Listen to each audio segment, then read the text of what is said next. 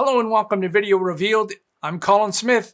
If you've already made a whole bunch of proxies and you're wondering how to get them to work, this is how to make your proxies work in an Adobe workflow. I already have a tutorial on proxy workflow, and since releasing that, I've had people come back and say, well, the Adobe workflow is great, but I've already made all of my proxies. How do I make those proxies work in an Adobe workflow? Two things you got to do. You have to name them correctly, and then we have to link to them. Pretty simple, be done quickly. Let's have a look. Here I am in Premiere Pro. I've got a bunch of 5K files, and there's no way I'm going to play this back at real time. In my button editor, I'll click in here and drag this proxy button out. Click OK. This is what we're going to use to enable the proxies. Here are all of the red files. And if we look in Adobe Bridge, these are the proxy files. And they've been created at a resolution of 1280 by 675, which might sound like a very odd number, but it's 1/4 the resolution of the 5K file. So those are red 5K, and you just take the height and width and just divide them by 4, and that's what I made. The names are not correct though, so let's go have a look at the names. You can see the name is _1 and _1 and _1. And that's the name of these files here too. Hey, I didn't make these files, but that's what they're called.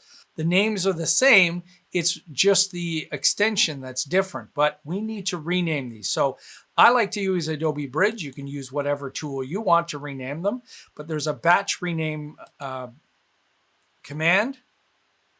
And by default, this is what it sets it up. We don't want text. We want the current file name. Very important to preserve the current file name. Okay, and then we're going to add text, and that text is _ uppercase P for proxy. We don't need another text, and we don't need another extension.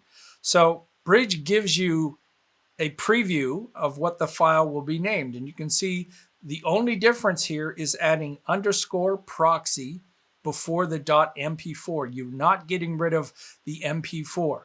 So we'll rename those files, and you'll see in a second, they'll all be renamed. There they are. We jump back to Premiere Pro and select all of these files. Right-click, go to Proxy, and attach proxies. When this dialog box is open, just choose Attach. We pick the correct one, click OK, and let it do its work.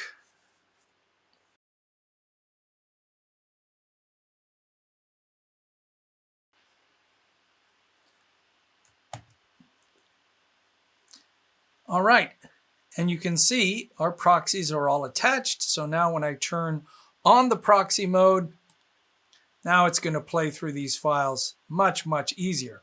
And to get this showing, you can right-click directly on this header, or you can go to the flyout menu and choose Metadata Display.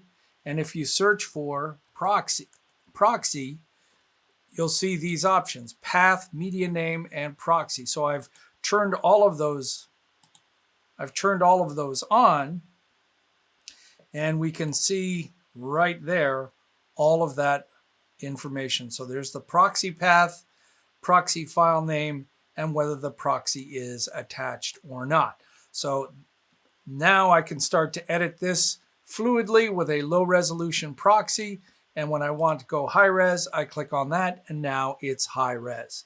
So there you go. After a lot of reading your comments out there, I thought that this kind of a tutorial would be very important. Many of you have already created your own proxy workflows, but you're manually flipping them in and out. And Adobe's proxy workflow with a one-button flip takes care of everything. Remember, like I've got that whole tutorial on proxies. It's important to remember everything you do to the proxy will be translated to the original media. Every bit of scale and color information, all of that translates, so you don't have to worry or change anything. I know it sounds crazy simple. You mean all we do is just flip that button? Yes, that's why proxies are important. Last thing to remember is make sure that the audio matches. So all these R3D files had no audio in them. So I had to make sure that when I made proxies, they had no audio in them. It fails if it doesn't. Okay. And no, you can't use any of the other XML or any interchange formats with proxies. All right, if you're new to Video Revealed and you found this informative, come on, take a moment and subscribe.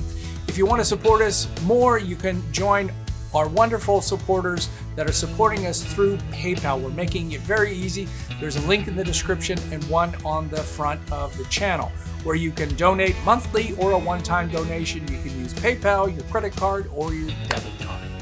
Till next time, I'm Colin Smith, and it's my job to get you and your proxies working the best way they can.